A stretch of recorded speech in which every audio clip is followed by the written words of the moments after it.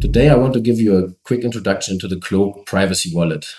The Cloak wallet is what you need in order to use the Shielded protocol. You can just go to app.cloak.today, and on the dashboard you find all the download links for the Cloak wallet. You just pick your operating system. I'm currently on Windows, so I will download the Windows wallet. Once downloaded, you go into your downloads folder. You see the zip file here, you just extract it. It comes with the subfolder. So move the zip name. And we currently don't have an installer yet, so everything is as simple as possible at this stage. So just a portable app. It comes with all the dependencies. This is why there are so many files in the folder. So you just open Cloak 3. And yeah, the first time you try to open it, you might encounter this screen, at least on Windows. Click on More Info and Run Anyway.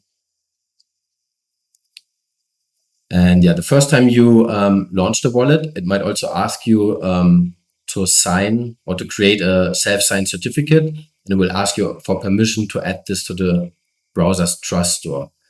This is required in order for the Cloak wallet to be able to talk to web applications.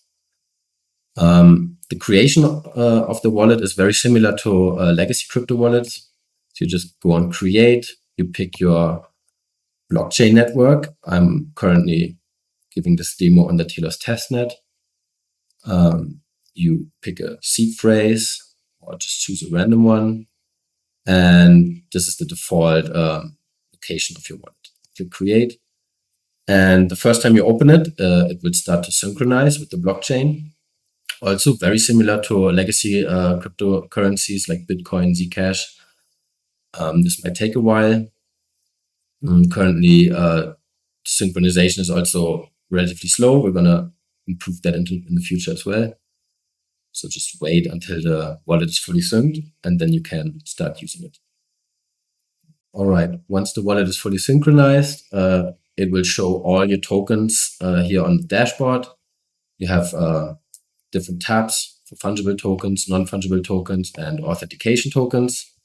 Don't worry so much about the latter one yet. We're going to explain those in more detail in a future video. Then there's a transfer screen, also very basic at this point. Again, once you have some assets in your wallet, you can pick them here and send them to different wallets or back to transparent Telos accounts. The receive screen shows you all the wallet addresses that belongs to your Cloak wallet. Comes with an initial address. You can derive new addresses. Again, also this is very similar to legacy crypto wallets. It just adds an additional layer of privacy. You can use different wallet addresses, for different recipients. And then, of course, the transaction history. Obviously, currently this is still empty because we just created this wallet. So what I'm going to show now is how to move assets from your Telos account into this privacy wallet. In this video, we're going to assume that you already have Anchor Wallet set up with the Telos account. If you don't know how that works yet, don't worry. We're going to explain that in a future video as well. You can use the Cloak web app in order to transfer wallets into Cloak privacy accounts. You just connect your Anchor wallet the same way you do it with other web applications. And once you're connected, on the dashboard, it will show you all the tokens that are currently in your wallet. As you can see, I have some Telos and also some Cloak. And what I'm going to do now is I'm going to take one of these receiving addresses here and transfer tokens from my Telos account into this wallet. Let's say we transfer 10 Telos tokens, but then also some Cloak tokens because we need Cloak in our privacy wallet in order to transact privately with it. So let's say we just send 100 Cloak as well. This is our transaction. Click on Send. This takes a few moments. It will create the zero knowledge proofs for the mint actions. And because this is running in the browser, it takes a little while, but as you can see, it's not even that long. and then you just sign with your Anchor wallet. You can see it's executed and your balances have already decreased. Going back into the Cloak wallet on the dashboard, you can now see we received tokens here, 100 Cloak and 10 Telos tokens. You can check out the history screen and you will see we have our first transaction, and it shows you if it's coming from a Telos account, it will show you the account name here and the tokens that you have received in this transaction. And the next thing I'm going to show is how you can now transfer tokens back into your Telos account. You can do that either using the transfer screen here, where it now shows you the assets that you have in the wallet. But because I also want to show the Wallet Connect, I'm just going to use the same UI that I used with my Telos account. So I'm going to disconnect my Telos wallet here and instead going to connect my Cloak wallet.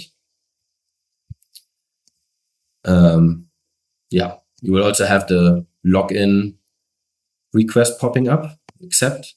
Then you have immediately after that a balance request, because the web app needs to request the balances from your wallet directly. It cannot fetch them from the blockchain like for your Telos account, because obviously the balances are private. They only exist in your Cloak wallet. Once you allow it, you can see now the web app can see your balances. So this is exactly the same the dashboard shows here. We're gonna transfer again, and yeah, our recipient, as you can see here, my Telos account is this one.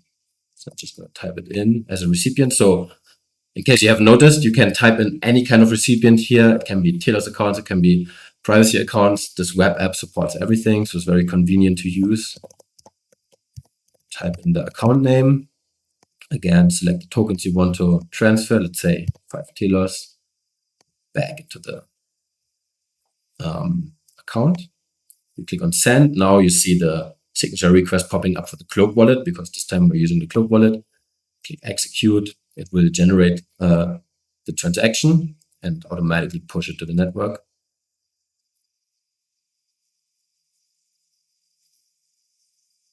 And it's executed. Asks again to update the balances. And sometimes if you see a delay, you can just refresh the balances here. And yeah, now it's up to date. And you can see we now have only 5 Telos tokens left.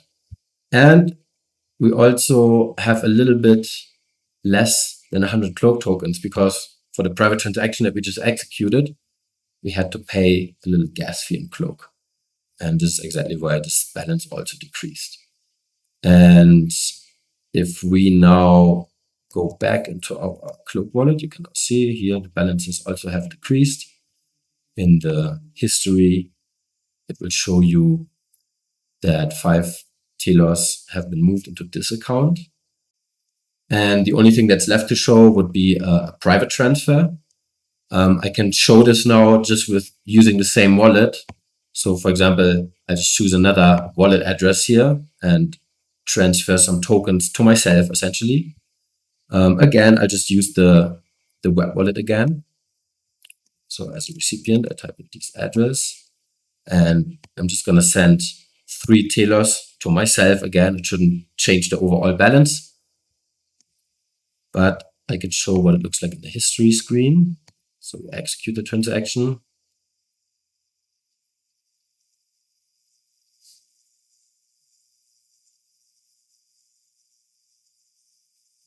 And it's executed.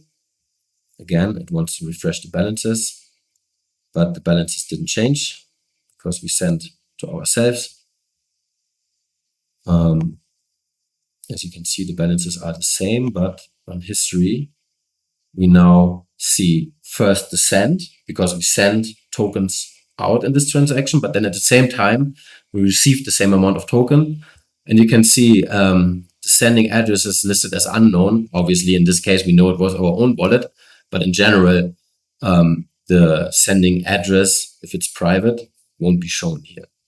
And also on the blockchain, it's completely untraceable.